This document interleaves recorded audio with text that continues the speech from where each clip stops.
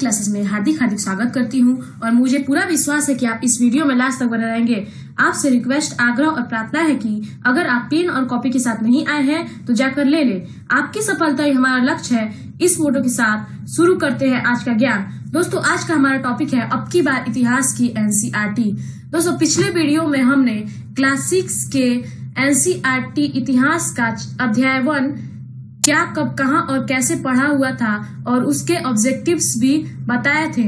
आज हम लोग अध्याय 2 पढ़ेंगे। Subscribe now and press the bell icon. Never miss an update.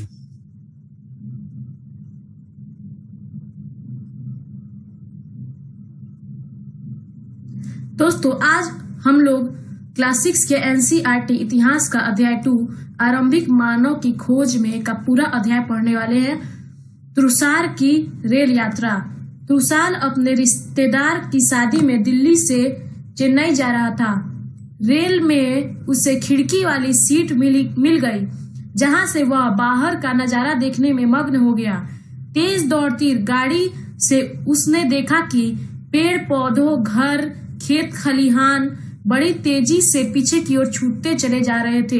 दोस्तों, हम लोग अक्सर रेलगाड़ी में बैठते हैं तो हम खिड़की से देखते हैं कि पेड़ पौधे, घर, खेत खलिहान बड़ी तेजी से पीछे छूटकर चले जा रहे हैं, पर ऐसा नहीं होता। हम लोग, ये रेलगाड़ी ही आगे बढ़ रही होती है और हम लोगों को ऐसा महसूस होता है कि पेड़ पौधे, घर ये सभी पीछे छूट रहे हैं। तभी उसके चाचा ने उसके कंधे पर हाथ रखकर कहा, पता है, लोगों ने मात्र 150 साल पहले रेल की यात्रा करनी शुरू की थी, बस तो इसके कुछ दशक बाद आई।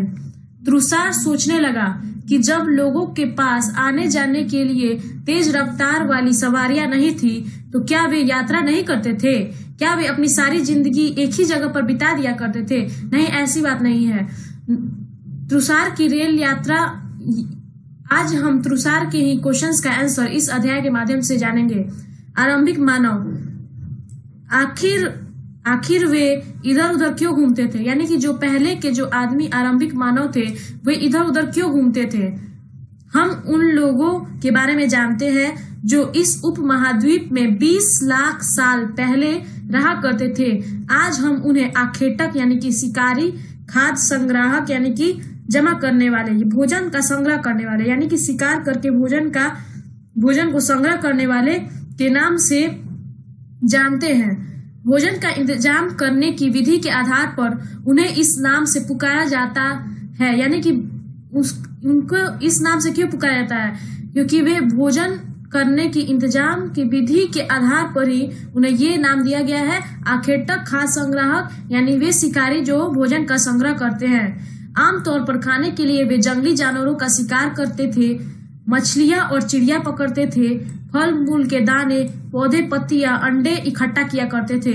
हमारे उपमहाद्वीप जैसे गर्म देशों में पेड़ पौधों की अनगिनत, यानी कि आप इस पेज में जान चुके हैं कि आरंभिक मानव के भोजन का स्रोत क्या था, आखिर वे क्या क्या खाते थे। एक बार फिर से रिपीट करते हैं। जानवरों का शिकार करते थे, मछलियां और चिड़िया पकड़ते थे, फल मूल, दाने, पौधे, पत्तियां, अंडे इकट्ठा करते थे। आगे बढ़ते हैं। अनगिनत प्रजातियां मिलती है, इसलिए पेड़ पौधे से मिलने वाले खाद्य पदार्थ भोजन के अत्यंत महत्वपूर्ण स्रोत थे। यानी भोजन का सोर्स क्या था उस टाइम? पेड़ पौधों से मिलने वाले खाद्य पदार्थ। आजकल भी भोजन का स्रोत लगभग यही है, लेकिन यह सब कर पाना बिल्कुल आसान नहीं था। ऐसे कई जानवर हैं जो हमसे तेज भाग सकते हैं और बहुत से जानवर हमसे ज्यादा ताकतवर भी होते हैं। जानवरों की शिकार, चिड़िया या मछलियां पकड़ने के लिए बड़ा सतर्क और जागरूक और तेज होना पड़ता है। पेड़ पौधे से खाना जुटाने के लिए यह जानना जरूरी है कि कौन से पेड़ पौधे खाने योग्य होते हैं, क्योंकि कई तरह के पौधे विषैले भी होते हैं, यानी जहरीले होते हैं जो हमें नुकसान पहुंचा सकते हैं। साथ ही फलों के पकने के समय की जानकारी भी होना बहुत जरूरी है। ऐसे समुदाय में रहने वाले बच्चों का ज्ञान और गुणों का वर्णन करो।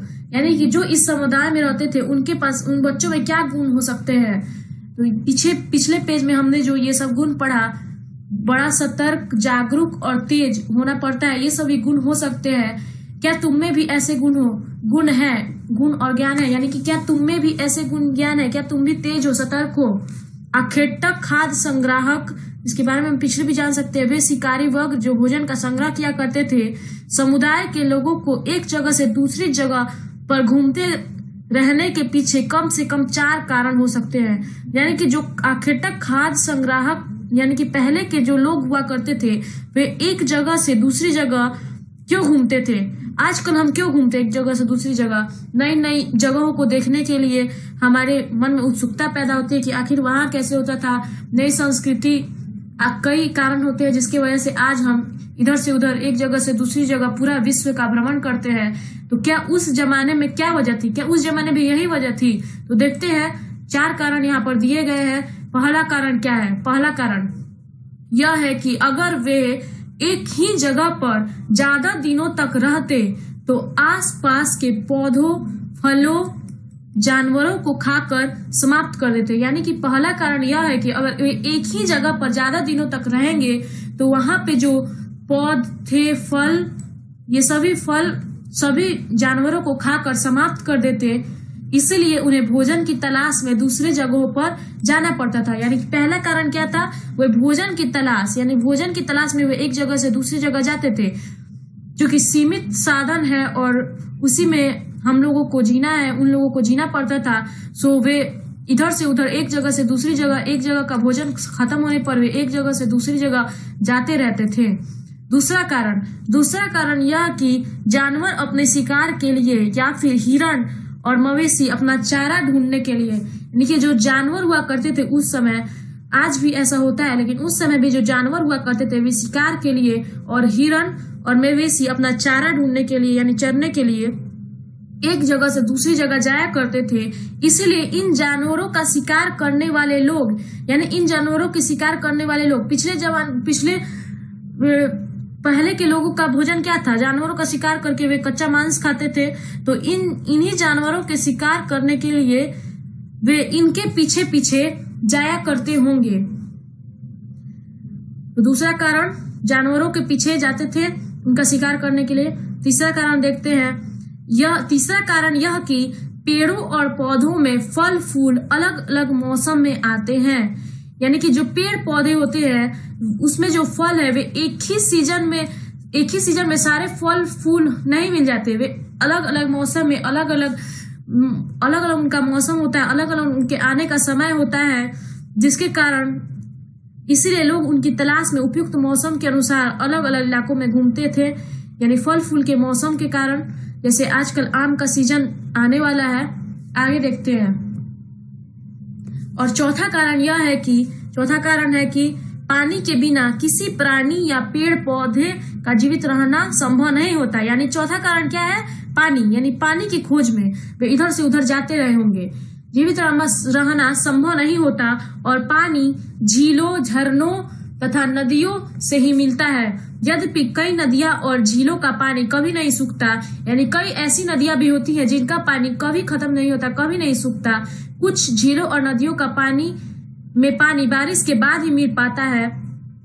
इसलिए यानी कि यहाँ पे दो प्रकार की नदियां और झीलों को बताया गया है।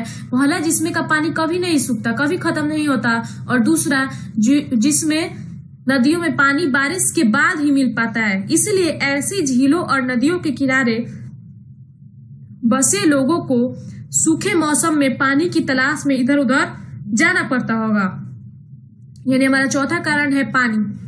इसके अलावा लोग अपने नाते रिश्तेदारों या मित्रों से मिलने भी जाया करते होंगे, जैसे आज भी लोग जाते हैं। उसी प्रकार यहाँ अनुमान लगाया गया है कि उस टाइम में भी नाते रिश्तेदार और मित्रों से मिलने इधर उधर लोग जाया करते थे। यहाँ पर स्मरण रखना जरूरी है कि ये सभी लोग पैदल यात्रा किया करते थे। यानी कि उस समय कोई भी जो यातायात के साधन थे वे नहीं हुआ करते थे, वे लोग हमेशा पैदल यात्रा ही किया करते थे, जिसके कारण उन्हें कई समय लग जाता होगा, जाने में बहुत समय लगता होगा। तुम स्कूल कैसे जाते हो? यहाँ हमसे एक क्वेश्चन पूछा है कि तुम स्कूल कैसे जाते हो, तो अक्सर हम लोग स्कूल बस से जाते हैं या फिर साइकिल से जाते हैं या पैदल भी जाते हैं अगर पास में हो तो। तुम्हें अपने घर से स्कूल पैदल जाने में कितना समय लगता है? आपका घर स्कूल से जाने में कितना लगता है? अगर पास में घर हो तो 5 मिनट 10 मिनट लगता है। अगर तुम बस या साइकिल से जाओगे तो स्कूल पहुंचने में कितना समय लगेगा? यहाँ पे 3 क्वेश्चन है, आप सभी जानते होंगे, आपका व्यक्तिगत प्रश्न है। आरंभिक मानव के बारे में जानकारी कैसे मिलती है? अब हम यहाँ पे जानेंगे कि जो आरंभिक मानव थे यानी कि पहले के मानव थे उनके बारे में ये सभी जानकारी जो हमने पहले पढ़ा कि वे क्यों क्या कैसे करते थे, उनके बारे में ये सब जानकारी कैसे मिलती है। पुरातत्वविदों को कुछ ऐसी वस्तुएं मिली हैं जिसका निर्माण और उपयोग आखेटक खाद्य संग्राहक के बारे में हम आपको पहले ही बता चुके हैं। वे शिकारी वर्ग के लोग जो भोजन का संग्रह करते हैं। यह संभव है कि लोगों ने अपने, यहाँ पे बीच में पत्थरों के बारे में बताया गया है ये पत्थरों से बने प्राचीनतम औजार है, यानी कि जो में जो ये फोटो आप देख रहे हैं 2 पत्थर, ये पत्थर से बने हुए औजार है। इन्हें कई हजार साल बाद बनाया गया, यानी कि जो में जो आप ये औजार देख रहे हैं इन्हें कई साल बाद बनाया गया था। इन्हें और बाद में बनाया गया, यानी कि ये और पहले के औजार और बाद में बनाया गया था, यानी कि सबसे पहले ये बनाया गया, उसके बाद ये और उसके बाद ये इन्हें लगभग 10,000 साल पहले बनाया गया, यानी आज से लगभग 10,000 पहले ये सभी औजार बनाए गए थे। अंग या गुटिका प्राकृतिक पत्थर है, यानी कि ये कोई बनाया हुआ पत्थर नहीं है, जो ये प्राकृतिक रूप में जैसे गुटिका प्राकृतिक यानी कि भगवान द्वारा ही बनाए हुए ये पत्थर हैं। आगे यहाँ देखते हैं हम लोग काम के लिए लोगों ने अपने काम के लिए पत्थरों, लकड़ियों और हड्डियों के औजार बनाए हो, यानी कि किसने? तो लोगों ने अपने काम के लिए पत्थरों, लकड़ियों और हड्डियों के औजार, किस चीज के औजार? पत्थरों, हड्डियों और हड्डियों के औजार बनाए हो। इनमें से पत्थर के औजार आज भी बचे हैं, यानी कि जो लकड़ियों और हड्डियों के औजार है वे सभी नष्ट हो चुके हैं और जो पत्थर के औजार है वे आज भी बचे हुए हैं। यहाँ पत्थरों के औजारों के कुछ उपयोग बताए गए हैं। ऐसे कामों की एक सूची बनाओ जिनमें इस तरह के औजार काम आते हैं। बताओ कि इनमें से कौन कौन से काम सामान्य पत्थरों से किए जा सकते हैं। कारण सहित उत्तर दो। यहाँ यानी कि यहाँ पे हमसे एक क्वेश्चन पूछा गया है कि आप बताइए कि पत्थरों के औजार से क्या क्या काम हो सकते हैं। पहले के समय में तो पत्थरों के औजार से बहुत सारे काम किए जाते थे, तभी तो वे लोग काम के लिए पत्थरों और लकड़ियों और हड्डियों के औजार बनाए होते थे। और आज क्या क्या काम हो सकते हैं यह बताना है। इनमें से कुछ औजारों का उपयोग फल फूल काटने,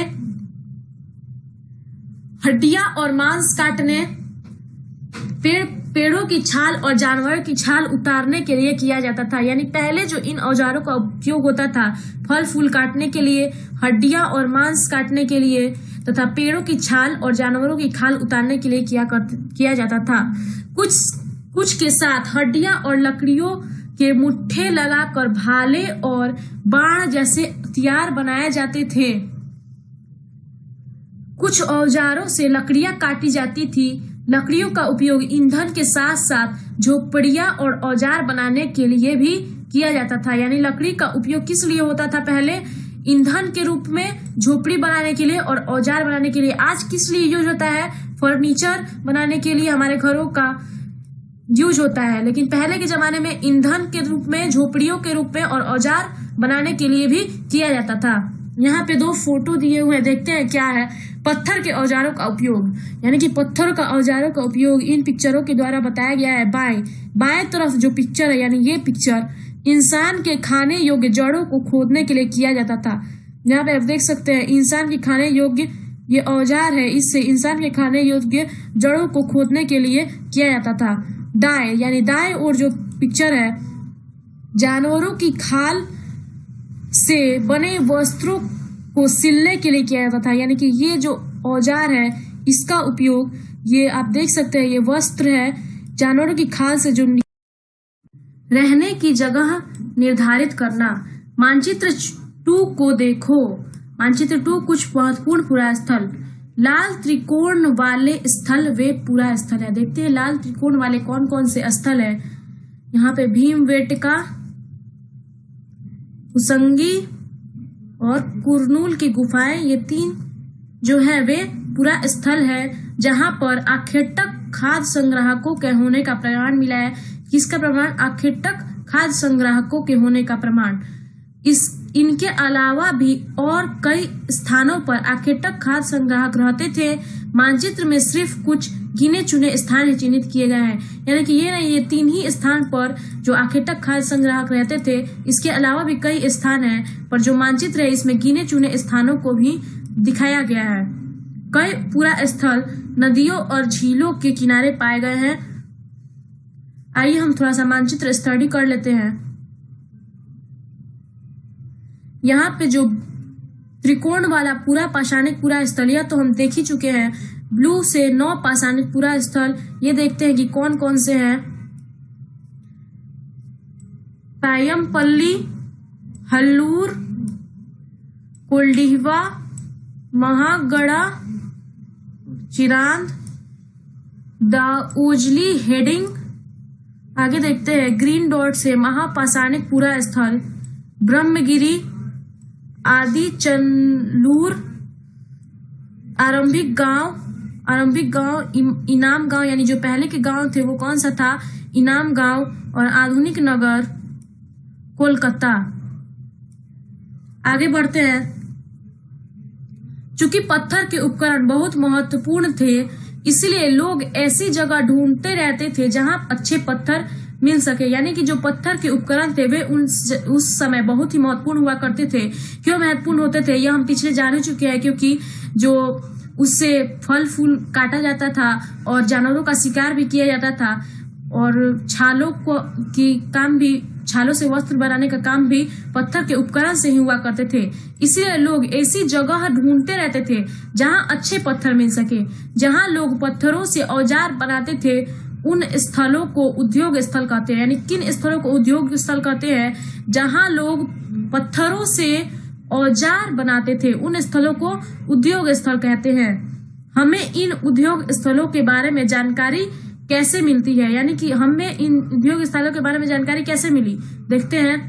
आमतौर पर हमें ऐसी जगहों पर पत्थर के बड़े बड़े टुकड़े मिलते हैं और ऐसे उपकरण मिलते हैं जिन्हें लोग इन स्थलों पर छोड़ गए होंगे क्योंकि वे ठीक नहीं बने होंगे। साथ ही औजार बनाने के बाद पत्थरों के टूटे फूटे टुकड़े भी इन्हीं स्थलों पर मिले हैं।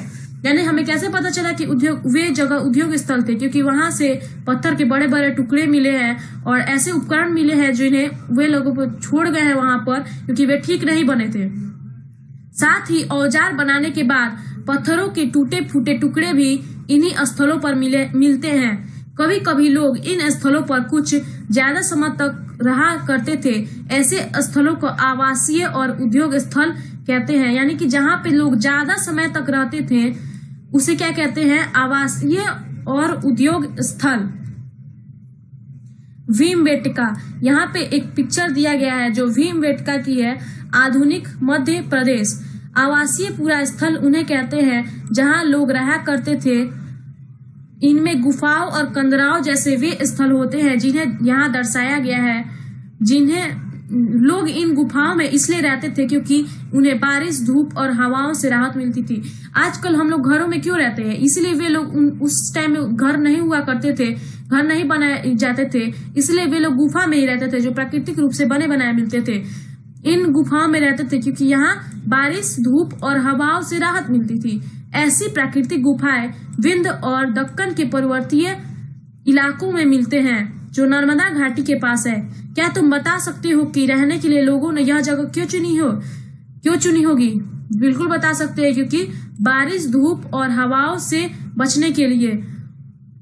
और नर्मदा घाटी के पास इसलिए चुनी होगी कि नदियों के रास्ते से व्यापार करने में सुगम होता है और अधिक से अधिक सभ्यताएं नदी के किनारे ही बसती हैं। आगे देखते हैं। अगर तुम्हें अपने निवास स्थान के बारे में बताना पड़े तो तुम इनमें से कौन सा नाम चुनोगे? यानी कि अगर आपको, वे लोग तो किस नाम से जानते थे? आवासीय उद्योग स्थल। लेकिन अगर आपको अपने निवास स्थान के बारे में बताना पड़े तो आप किस नाम चुनेंगे? आवास, उद्योग स्थल, आवास और उद्योग स्थल या अन्य? हम लोग तो सिर्फ आवास ही चुनेंगे क्योंकि हम लोग यहाँ पे उद्योग का काम तो करते नहीं है, इसलिए आवास ही हमारा होना चाहिए आंसर। पूरा स्थल, पूरा स्थल उस स्थान को कहते हैं जहां औजार, बर्तन और इमारतों जैसी वस्तुओं के अवशेष मिलते हैं। यानी पूरा स्थल कौन स्थल है? वे स्थल जहां पे औजार, बर्तन और इमारतों जैसी वस्तुओं के अवशेष मिलते हैं। पूरा यानी होता है प्राचीन और स्थल यानी जगह। यानी प्राचीन जो जगह है उन्हें क्यों कहते पूरा स्थल? क्योंकि वहां पुराने औजार और पुरानी बर्तनों के अवशेष मिले हुए हैं। ऐसी वस्तुओं का निर्माण लोगों ने अपने काम के लिए किया था। ऐसी वस्तुओं का निर्माण क्यों किया था? अपने काम के लिए, और बाद में वे उन्हें वहीं छोड़ गए। ये जमीन के ऊपर, अंदर, कभी कभी समुद्र और नदी के तल में भी पाए जाते हैं। इन पूरा स्थलों के बारे में आपको अगले अध्याय में बताया जाएगा। यानी अगले अध्याय में हमें पूरा स्थलों के बारे में विस्तृत तरीके से पढ़ने का मौका मिलेगा, जो हम अगले वीडियो में पढ़ेंगे। चलिए आगे बढ़ते हैं। पाषाण औजारों का निर्माण। पाषाण उपकरणों को प्राय दो तरीकों से बताया जाता था। यानी कि यहाँ पे हमें बताया गया जो पाषाण यानी पत्थर के औजारों का निर्माण किस प्रकार होता था। पहला जो तरीका है, पत्थर से पत्थर को टकराना। यानी पत्थर को पत्थर से टकराकर, यानी जिस पत्थर से कोई औजार बनाना होता था उसे एक हाथ में लिया जाता था और दूसरे हाथ में एक पत्थर का हथौड़ी जैसा इस्तेमाल होता था। इस तरह आघात करके यानी चोट करके करने वाले पत्थर से दूसरे पत्थर पर तब तक सल्क यानी छोटे छोटे टुकड़े निकाले जाते हैं जब तक वांछित आकार वाला कोई उपकरण ना बन जाए। दूसरा तरीका देखते हैं। दूसरा तरीका से दबाव सल्क तकनीक कहा जाता है। दबाव सल्क तकनीक, जिसमें क्रोड को एक स्थिर सतह पर टिकाया जाता है और इस क्रोड पर हड्डी या पत्थर रखकर उस पर हथौड़ी नुमा सल्क निकाले जाते हैं जिससे वांछित उपकरण बनाए जाते हैं। पाषाण उपकरण कैसे बनाए जाते थे, इसके लिए अपनाई गई तकनीकों में से एक यहाँ दर्शाई गई है। बताओ यह कौन सी तकनीक है। यहाँ पर आप पहला तकनीक था पत्थर से पत्थर को टकराना और दूसरा दबाव सल्क तकनीक।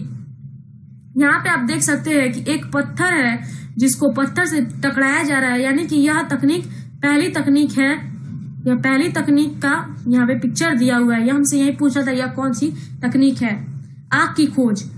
मानचित्र 2 में कुरनूल की गुफा ढूंढो। पृष्ठ 14। तो हम लोग मानचित्र 2 में देखते हैं कि कुरनूल की गुफा कहाँ पे है। कुरनूल गुफाएं, ये रही कुरनूल की गुफा। यहाँ राख के अवशेष मिले, यानी कि जो कुरनूल की गुफा है वहां से राख के अवशेष मिले हैं। इसका मतलब यह है कि आरंभिक लोग आग जलाना सीख गए थे।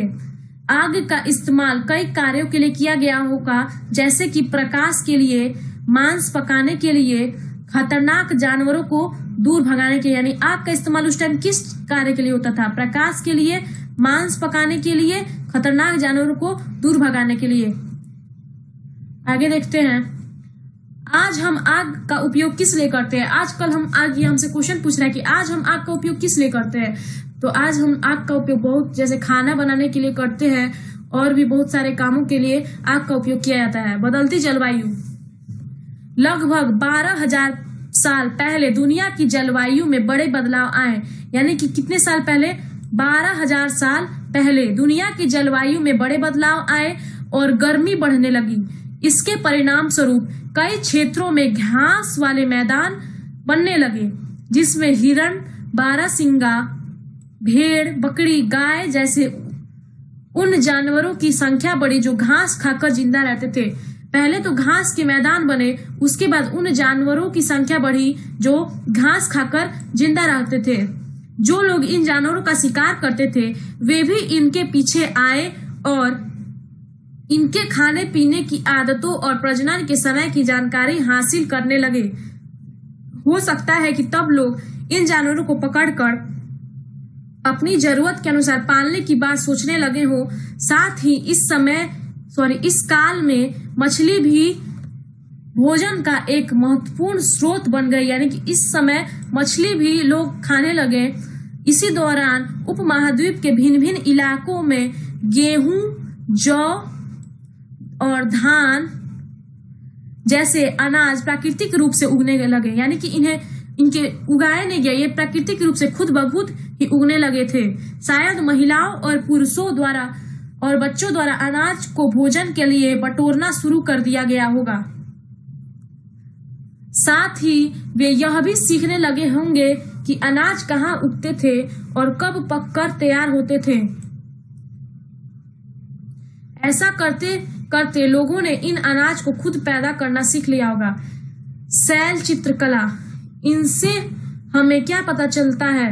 जिन गुफाओं में लोग रहते थे उनमें से कुछ की दीवारों पर चित्र मिले हैं, यानी कि पहले जो गुफाओं में लोग रहते थे वहां पर उनकी दीवारों से कुछ चित्र भी मिले हैं। इनमें से कुछ सुंदर उदाहरण मध्य प्रदेश और दक्षिण उत्तर प्रदेश की गुफाओं से मिले चित्र हैं, यानी कि कुछ चित्र मध्य प्रदेश और दक्षिण उत्तर प्रदेश की गुफाओं में मिले हैं। इनमें जंगली जानवरों का बड़ी कुशलता से सजीव चित्रण किया गया है। कौन क्या करता था, यानी कि पहले के जो लोग हैं कौन क्या करते थे, महिलाएं क्या करती थी, बच्चे क्या करते थे और पुरुष क्या करते थे, देखते हैं। हमने पढ़ा कि आरंभिक लोग शिकार तथा फल मूल का संग्रह किया करते थे। वे पत्थरों के औजार और गुफाओं में चित्र बनाते थे। क्या हमें कोई ऐसे साक्ष्य मिले हैं जिनसे पता चले कि महिलाएं शिकार करती थीं या पुरुष औजार बनाते थे, या फिर महिलाएं चित्रकारी करती थी और पुरुष फल मूल इकट्ठा करते थे? वास्तव में हमें इसका ज्ञान नहीं है, यानी कि हमें यह पता नहीं चला है कि कौन क्या करता था, महिलाएं क्या करती थी, पुरुष क्या करते थे। लेकिन दो बातें हो सकती हैं, यानी कि दो बातें यहाँ पे अनुमान लगाई गई हैं। देखते हैं पहली बात क्या है। पहली बात, महिला और पुरुष दोनों ने मिलकर कई काम एक साथ किया होगा, यानी कि महिला और पुरुष दोनों मिलकर काम करते होंगे। या फिर यह भी संभव है, यानी दूसरी बात यह है कि कुछ तरह के काम केवल महिलाएं करती थी और कुछ पुरुष, यानी कि दो बातें हो सकती हैं। यहाँ पे बता रहा है, पहला महिला और पुरुष दोनों साथ में मिलकर काम करते होंगे, या फिर कुछ काम महिला करती होंगी तो कुछ काम पुरुष करते होंगे, जैसे आज भी होता है। इसके अलावा उपमहाद्वीप के अलग अलग क्षेत्रों में अलग अलग परंपराएं भी रही होंगी। नाम और तिथियां, हम जिस काल के बारे में पढ़ रहे हैं पुरातत्वविदों ने उनके बड़े बड़े नाम रखे हैं। आरंभिक काल को वे पूरा पाषाण काल कहते हैं, यानी कि पूरा पाषाण काल, यानी कि जो पाषाण काल का, यानी जो पाषाण मतलब होता है पत्थर, पत्थर का जो पत्थर से सारा काम होता था उसका जो पहला का समय यानी सबसे पहले का समय है वो है पूरा पाषाण काल। यह दो शब्दों पूरा यानी प्राचीन और पाषाण यानी पत्थर से बना है। यह नाम पूरा यानी प्राचीन यानी और पाषाण यानी पत्थर से बना है। यह नाम पूरा स्थलों से प्राप्त पत्थर और औजारों के महत्व को बताता है। पूरा पाषाण काल 20 लाख साल पहले से 12,000 साल पहले का दौरान माना जाता है, यानी पूरा पाषाण काल का समय क्या है, 20 लाख साल पहले से 12,000 साल पहले के दौरान माना जाता है। इस काल को भी 3 भागों में विभाजित किया गया है, यानी पूरा पाषाण काल था उसे भी 3 भागों में बांटा गया है। आरंभिक, मध्य एवं उत्तर पूरा पाषाण युग। मानव इतिहास की लगभग 99% कहानी यानी 99% कहानी इसी काल के दौरान घटित हुई, यानी जो पहले मानव की इतिहास था उसकी लगभग 99% कहानी इसी काल से घटी हुई थी। किस काल से? पूरा पाषाण काल से।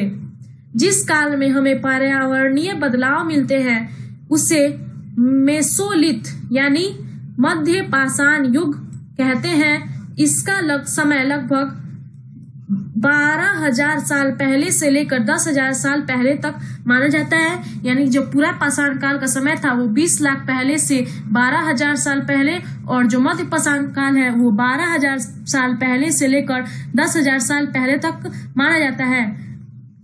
इस काल के पाषाण औजार आमतौर पर बहुत छोटे होते थे, यानी जो मध्य पाषाण काल था उसके पाषाण के औजार थे, यानी पत्थरों के जो बने औजार थे वे बहुत छोटे होते थे।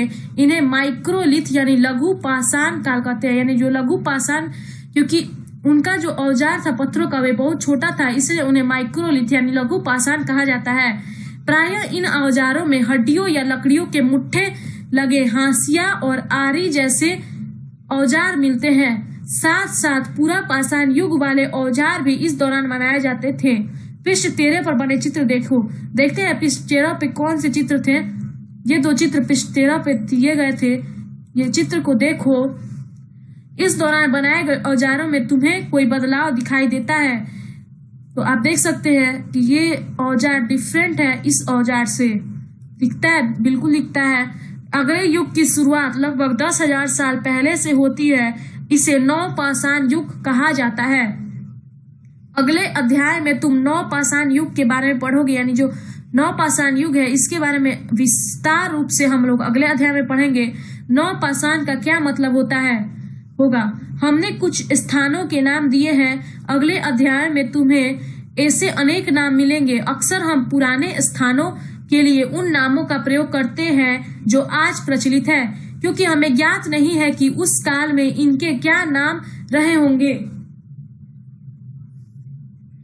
कई प्रकार के औजार मिले थे, वे संभवतः आवास और उद्योग स्थल रहे होंगे, यानी कि जहाँ पे जो हम लोग पहले भी पढ़ चुके हैं कि जो जहाँ पे औजार मिलते थे, पत्थर के छोटे छोटे टुकड़े, बड़े बड़े टुकड़े मिलते थे, वे उन्हें उद्योग स्थल कहा जाता था। तो कई प्रकार के औजार मिले थे, ये संभवतः आवास और उद्योग स्थल रहे होंगे। कुछ छोटे पुरा स्थलों में भी औजारों के बनाए जाने के प्रमाण मिले हैं। इनमें से कुछ पुरा स्थल झरनों के निकट थे। अधिकांश औजार चूना पत्थरों से बनाए जाते थे। क्या तुम दूसरे प्रकार के पुरा स्थलों के नाम बता सकते हो? भारत में शुतुरमुर्ग। भारत में पूरा पाषाण युग के दौरान शुतुरमुर्ग होते थे, यानी जो पूरा पाषाण युग था उसके दौरान शुतुरमुर्ग हुआ करते थे।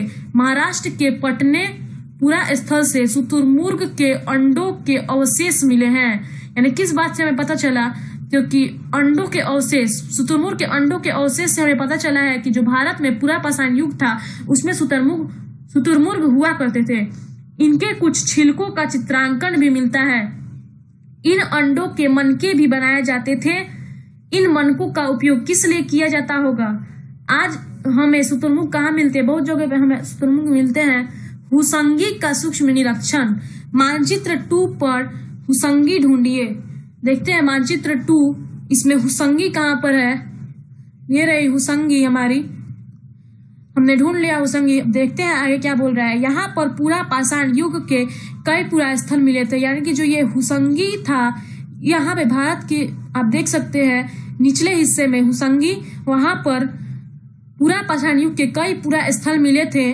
कुछ पुरा स्थलों से अलग अलग कार्यों में लाए जाने वाले पुरा स्थल के बारे में हम पहले भी जान सकते हैं। पहले भी जाने थे कि पुरा स्थल जहाँ पे बर्तन मिले हैं, पुराने बर्तन और औजार मिले हैं, वे सभी पुरा स्थल थे। कुछ पुरा स्थल के अलग अलग कार्यों में लाए जाने वाले। अपने एटलस में फ्रांस को ढूंढो। यह चित्र फ्रांस की एक गुफा है। एटलस देखते हैं यहाँ पे फ्रांस, ये रहा फ्रांस, हमने ढूंढ लिया। यह चित्र फ्रांस की एक गुफा का है, यानी कि यह जो चित्र है यह फ्रांस की एक गुफा है। इस पूरा स्थल की खोज लगभग 100 साल पहले 4 स्कूली छात्रों ने की थी, यानी कि जो ये पूरा स्थल है इसकी खोज 100 साल पहले हुई थी। और किसने की थी? 4 स्कूली छात्रों, यानी स्कूल जाने वाले छात्रों ने की थी। इस तरह के चित्र लगभग 20,000 साल पहले से लेकर 10,000 साल पहले के बीच बनाए गए होंगे, यानी 20,000 साल पहले से लेकर 10,000 साल पहले तक के बीच में यह चित्र बनाए गए होंगे। इनमें कई जानवरों के चित्र हैं। इनमें जंगली घोड़े, गाय, भैंस, गेंडा, रेनडियर, बारहसिंगा और सुअरों के गहरे चमकीले रंगों से चित्रित किया गया है। इन रंगों को लौह अयस्क और चारकोल जैसे खनिज पदार्थों से बनाया जाता था। यानी आजकल तो रंग कई हमें मार्केट में मिलते हैं, लेकिन जो पहले जो रंग थे वे लौह अयस्क और चारकोल जैसे खनिज पदार्थों से बनाए जाते थे। यह संभव है कि इन चित्रों को उत्सवों के अवसर पर बनाया जाता था। यानी कि यह चित्र कब बनाए जाते थे? उत्सव, यानी कि कोई फेस्टिवल के दौरान मनाए जाते थे। फिर इन्हें शिकारियों द्वारा शिकार पर निकलने से पहले कुछ अनुष्ठानों के लिए बनाया गया होगा, या फिर शिकारियों द्वारा जो शिकार करते थे जानवरों का, उन्हें शिकार पे जाने से पहले कुछ अनुष्ठानों के लिए बनाए गए होंगे। क्या तुम इन्हें बनाने का कोई और कारण बता सकते हो? तो आज के वीडियो में बस इतना ही। आशा करती हूँ कि आपको आज का हमारा ज्ञान अच्छा लगा होगा। कोई डाउट हो तो कमेंट करके पूछ सकते हैं। मिलते हैं अपने अगले वीडियो में एक नए ज्ञान के साथ। Thanks for watching.